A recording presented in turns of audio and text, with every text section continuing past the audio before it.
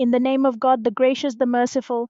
Alif, Lam, Mim, the Romans have been defeated in a nearby territory, but following their defeat, they will be victorious. In a few years, the matter is up to God in the past and in the future.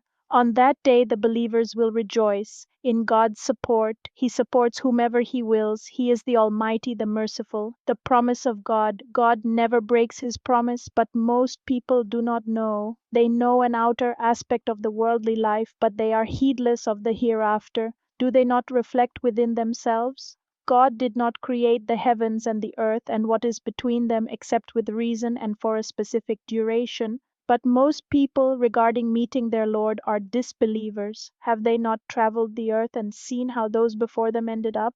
They were more powerful than them, and they cultivated the land and developed it more than they developed it, and their messengers came to them with clear signs. God would never wrong them, but they used to wrong themselves. Then evil was the end of those who committed evil. That is because they rejected God's revelations and used to ridicule them. God originates creation and then repeats it. Then to Him you will be returned. On the day when the hour takes place, the guilty will despair. They will have no intercessors from among their idols, and they will disown their partners. On the day when the hour takes place, on that day they will separate.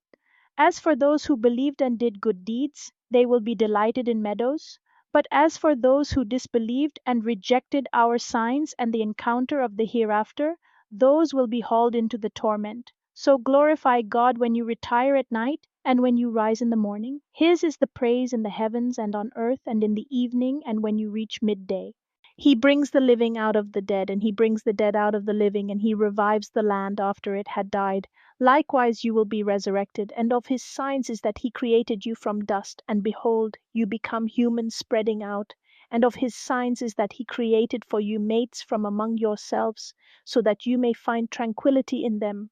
And He planted love and compassion between you. In this are signs for people who reflect, and of His signs is the creation of the heavens and the earth and the diversity of your languages and colors. In this are signs for those who know, and of His signs are your sleep by night and day and your pursuit of His bounty.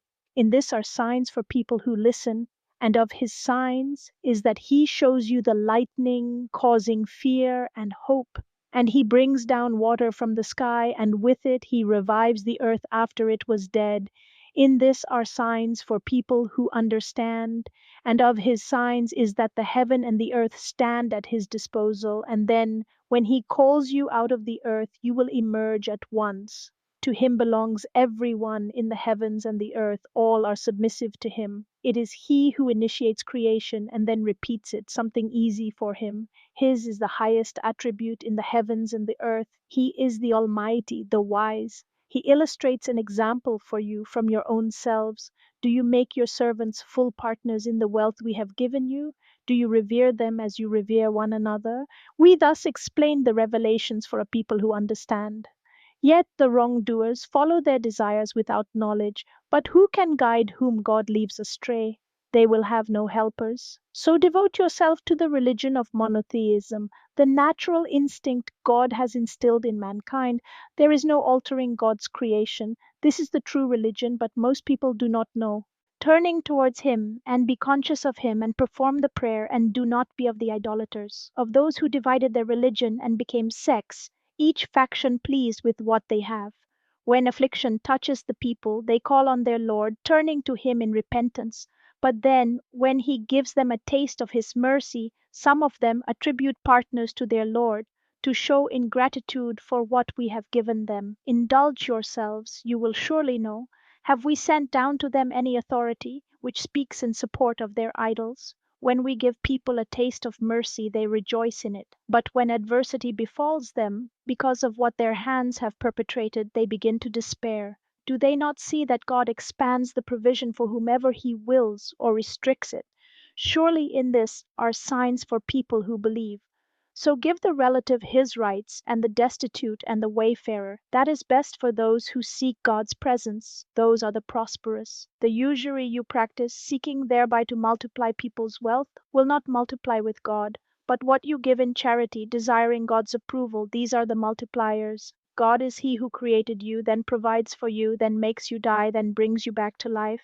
Can any of your idols do any of that? Glorified is He and exalted above what they associate. Corruption has appeared on land and sea because of what people's hands have earned in order to make them taste some of what they have done so that they might return. Say, roam the earth and observe the fate of those who came before. Most of them were idolaters. So devote yourself to the upright religion before there comes from God a day that cannot be averted.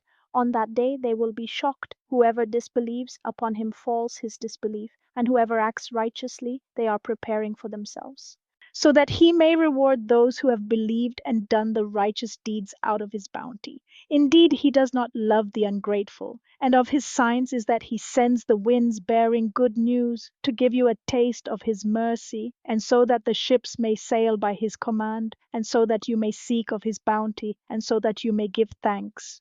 Before you, we sent messengers to their people. They came to them with clear proofs. Then we took revenge on those who sinned. It is incumbent on us to help the believers. God is He who sends the winds. They stir up clouds. Then He spreads them in the sky as He wills, and He breaks them apart.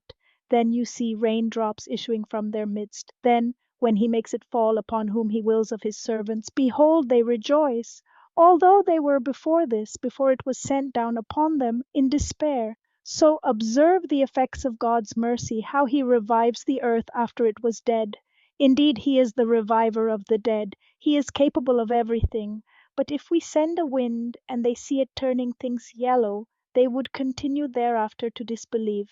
You cannot make the dead hear, nor can you make the deaf hear the call when they turn away.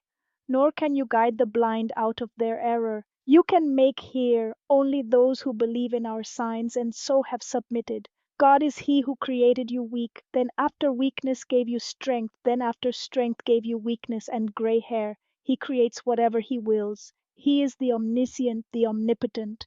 On the day when the hour takes place, the sinners will swear they had stayed but an hour. Thus they were deluded. But those endowed with knowledge and faith will say, you remained in God's book unto the day of resurrection. This is the day of resurrection, but you did not know. On that day, the sinner's excuses will not benefit them, nor will they be excused.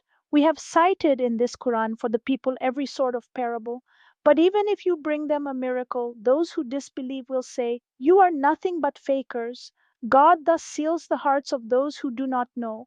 So be patient. The promise of God is true, and do not let those who lack certainty belittle you.